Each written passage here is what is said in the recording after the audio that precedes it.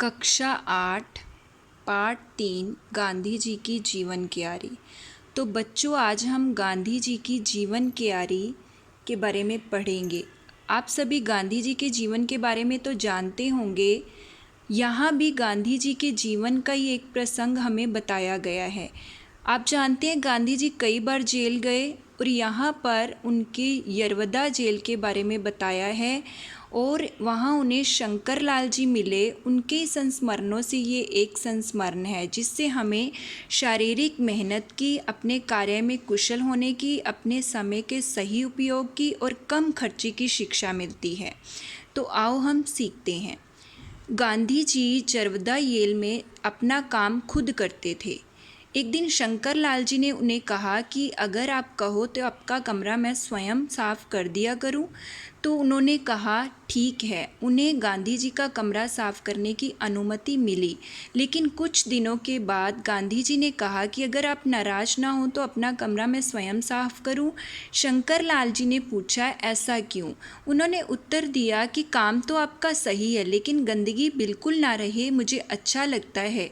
कोनों से और कई स्थानों से धूल रह जाती है।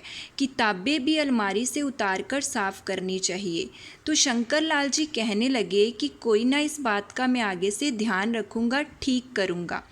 इसके बाद उन्हें कपड़े धोने की भी अनुमति मिल गई। कपड़े अच्छे से दूध जैसे चमकते थे, वो इस बात का ध्यान रखते थे। उनको अच्छे से सुखाकर तह लगाकर ठीक स्थान पर रखते थे। लेकिन फिर भी गांधी जी एक दिन बोले कि मैं अपने कपड़े स्वयं धो लिया करूँगा। तो शंकर लाल जी ने पूछा क्यों, ऐसा क्यों। अभी उनकी बात अधूरी थी तो गांधी जी ने उत्तर दिया कि कपड़े तो साफ धुलते हैं लेकिन मुझे लगता है कि आप साबुन अधिक खर्च करते हो। गांधी जी ने कहा कि जितने दिन आप साबुन चलाते हो मैं दुगने दिन चलाऊंगा। तो आगे शंकर लाल जी ने कहा कि ठीक है, आगे से मैं खर्च संभाल कर करूँगा, कम खर्च करूँगा। आपके कपड़े भी साफ़ होने चाहिए और खर्च भी कम होना चाहिए। और वहाँ उन्हें एक सीख मिली कि हाथ रोककर काम की दृष्टि रखनी चाहिए। हाथ रोकना अर्थात कम खर्च करना, काम की दृष्टि, काम अच्छा होना। तो ये सीख उनको जेल में मिली कि कम खर्च में भी काम अच्छा करना चाहिए। ऐसे ही पानी और दूध गर्म करने के लिए गांधी जी को जेल में चूल्हा मिला हुआ था। शुरू में उनके पास लालटेन नहीं थी लेकिन बाद में उनको वो भी मिल गई और उसको जलाने के लिए उनको दिया सलाई मिलती थी। जब एक डिब्बी ख़त्म हो जाती तो दूसरी मिलती थी। एक दिन गांधी जी ने शंकर लाल जी से पूछा कि एक दिया सलाई कितने दिनों में ख़त्म होती है। तो आगे से उन्होंने उत्तर दिया कि जब एक ख़त्म हो जाती है तो हम दूसरी ले लेते हैं। लेकिन गांधी जी बोले कि अगर डिब्बी की तिलियाँ गिन कर खर्च करेंगे, अलग अलग काम के लिए अलग गिन कर खर्च करेंगे तो हमें पता चलेगा कि हम कितना खर्च कर रहे हैं और कितनी तिलियाँ लगा रहे हैं। तो गांधी जी ने कहा कि गिनती से ही चलना, गिनती करके चलेंगे तो एक सप्ताह एक डिब्बी चलेगी, यानी एक हफ्ता एक डिब्बी चलेगी। तो शंकर लाल जी ने कहा आगे से कि गिनती करके चलना कठिन हो जाएगा क्योंकि कई बार कोई तिली नहीं भी सुलगती अर्थात जलती, लेकिन फिर भी मैं कम से कम खर्च करूँगा, इस बात का मैं ध्यान रखूँगा। गांधी जी रोज़ किशमिश खाते थे। सुबह खाते थे, उनको अच्छे से धोकर गिन कर किशमिश देनी पड़ेगी। एक दिन गांधी जी ने कहा शंकर लाल जी से कि आपने 2 किशमिश ज़्यादा दे दी हैं, ऐसे कैसे। तो उन्होंने जवाब दिया कि आज मैंने अंदाज से दी थी, अर्थात अंदाजे से बिना गिने दे दी थी। तब गांधी जी ने उन्हें कहा कि ऐसे नहीं, बराबर गिनकर देनी चाहिए। तो इस प्रकार छोटी छोटी बातों के लिए भी गांधी जी बहुत ध्यान रखते थे और चौकसी अर्थात रखवाली भी करते थे। गांधी जी की ये जेल की सज़ा साधारण सज़ा थी, इसीलिए वो अपने कपड़े पहन सकते थे। तो क्या होता है, एक बार शंकर लाल जी की धोती फट जाती है तो उन्होंने नई धोती मंगवाने के लिए लिख दिया था, लेकिन वो आने में अभी देरी हो जाती है। तो गांधी जी उनकी फटी धोती देखकर उन्हें कहते हैं कि आपकी धोती फटी हुई है। तो उन्होंने कहा कि दूसरी मंगवाइए। तो आगे से गांधी जी कहते हैं कि इस फटी धोती को सी क्यों नहीं लेते। तो सच में गांधी जी ने उनकी फटी धोती को बहुत अच्छे से सी दिया।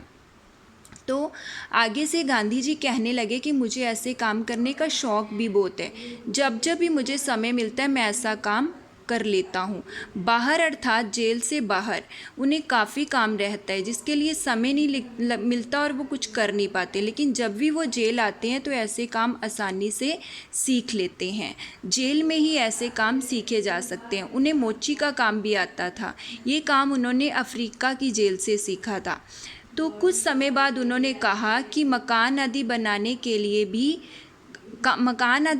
का काम भी मैं सीखना चाहता हूँ। ये काम बहुत महत्व का होता है और ये हमें सीख लेना चाहिए, लेकिन इसके लिए उन्हें उचित वातावरण नहीं मिल रहा था। सिलाई का काम भी गांधी जी को आता था। इतना ही नहीं, ये काम वो अच्छे से दिल लगाकर करते थे। क्यों जेल में काम करते करते जब भी उन्हें छुट्टी होती, चाहे वो 1 घंटे की चाहे आधे घंटे की, तो उनकी कोशिश होती थी वो समय बेकार ना जाए। तो वो जेलर से कपड़ा मंगवा कर तकिए के खोल बनाते थे। तकिए के खोल अर्थात पिल्लों के कवर, क्योंकि उन्हें सिलाई का शौक़ था। जब शंकर लाल जी जेल से छूट गए तो उन्हें पता चला कि गांधी जी वहाँ चक्की पीसने का भी काम करने लगे हैं। वो काम वे रोज़ करते थे। यहाँ गांधी जी हमें कुछ बता रहे हैं, बच्चों इस बात पर गौर करना है। हाथों से काम करना जीवन के लिए ज़रूरी है। यहाँ गांधी जी क्या कह रहे हैं कि हर काम हमें हाथ से करके सीखना चाहिए। अगर हम काम हाथ से करके सीखते हैं तो हमें काम के बारे में पता चलता है और उसमें हम कुशल हो जाते हैं। एक काम में जो शक्ति और बुद्धि लगाई जाती है वे दूसरे काम में उपयोगी सिद्ध होती है। गांधी जी कहते हैं कि एक काम को करने के लिए जो शक्ति और बुद्धि हम लगाते हैं ना, वही कई बार हमारे किसी दूसरे काम में फ़ायदेमंद होती है। एक बार क्या होता है कि एक सज्जन गांधी जी से मिलने आते हैं। उनके सिर पर बड़ा साफा बंधा होता है। वो गांधी जी से कहते हैं कि आपके नाम की टोपी तो बड़ी प्रसिद्ध हो गई है, परंतु आप स्वयं टोपी क्यों नहीं पहनते? तो गांधी जी हंसते हुए कहते हैं कि इसका कारण आप स्वयं हैं। तो वो व्यक्ति कहता है कि वो कैसे? तो गांधी जी कहते हैं, देखिए आपने इतना बड़ा साफा जो धारण किया है उसमें 20 टोपियों का कपड़ा लगा है। तो इस प्रकार क्या है कि 19 आदमी टोपी रहित हो गए, अर्थात 19 आदमियों की टोपी का कपड़ा आपके उस साफे के अंदर है और 19 व्यक्तियों में मैं भी एक हूँ। इससे हमें गांधी जी के हास्य प्रिय होने का पता चलता है कि गांधी जी भी कई बार ऐसे विनोद प्रिय प्रसंग कह देते थे। तो हमें गांधी जी के छोटी सी जीवन क्यारी से बहुत सीख मिलती है। हमें भी शारीरिक मेहनत करते हुए अपने कार्य में कुशल होना चाहिए और अपने समय का सदुपयोग करना चाहिए। कम खर्च में बहुत कुछ सीख लेना चाहिए। धन्यवाद।